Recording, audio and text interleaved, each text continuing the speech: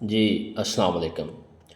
अच्छा जी, कल जो हमारा टॉपिक था वो 4.1 एक्सरसाइज, उसका सवाल नंबर 1 था कि मुश्तरक जुज़ो ज़रबी की शिनाख्त करके तजज़ी करें। और आज हम सवाल नंबर 2 करेंगे, तजज़ी करें। आज हमें कोई शर्त नहीं दी गई।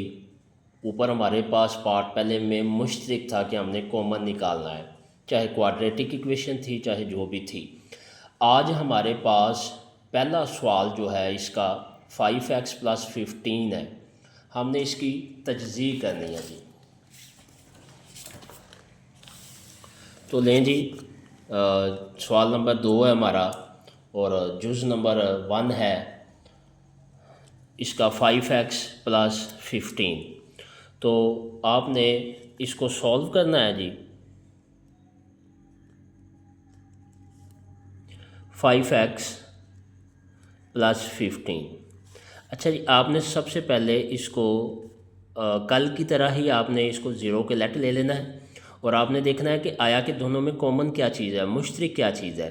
और इसमें स्टेटमेंट के हिसाब से दोनों में मुश्तरक जो है वो 5 है, तो 5 को आपने कॉमन निकाल लेना है।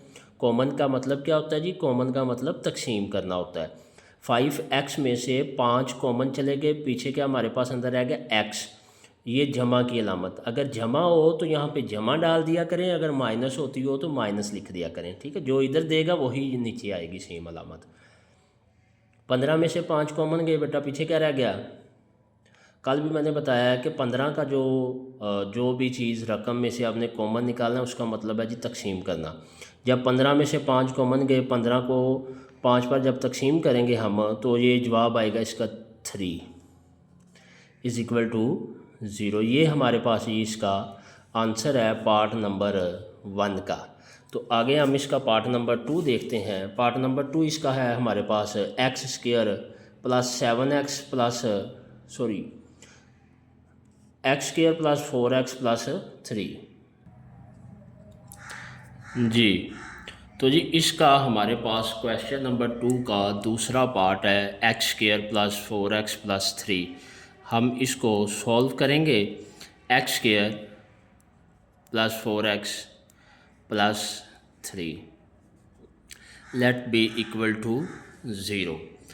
अब हमारे पास इसकी स्टेटमेंट देखें, ज़रा समझे। जिसको स्टेटमेंट समझ आ जाती है कि क्वेश्चन वो पूछ हमसे क्या रहा है, उसने स्टेटमेंट हमें क्या दी है, तो समझें कि हाफ क्वेश्चन तो इसी में ही इसका जवाब मौजूद होता है। अब उसने क्वाड्रेटिक इक्वेशन दी है, x² भी है, x भी है और विद आउट x के भी नंबर मौजूद है, तो इसकी आपने तजज़ी करना होती है।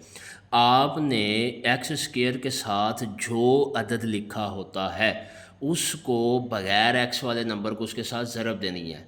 आपने 3 को ज़रब देनी है। अब इधर कुछ नहीं लिखा तो इसका मतलब है इधर 1 मौजूद है, तो आपने 3 को 1 के साथ ज़रब दी। 3 1 ज़ार 3 आया। आपने रफ अमल में इसको लिख लिया।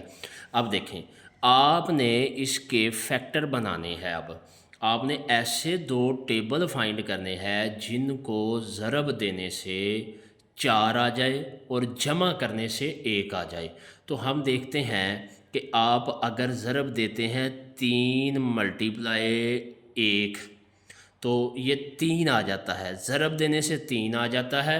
3 और 1 को जब जमा करेंगे तो 4 आ जाता है। तो जी ये हमारे पास इसके फैक्टर हैं।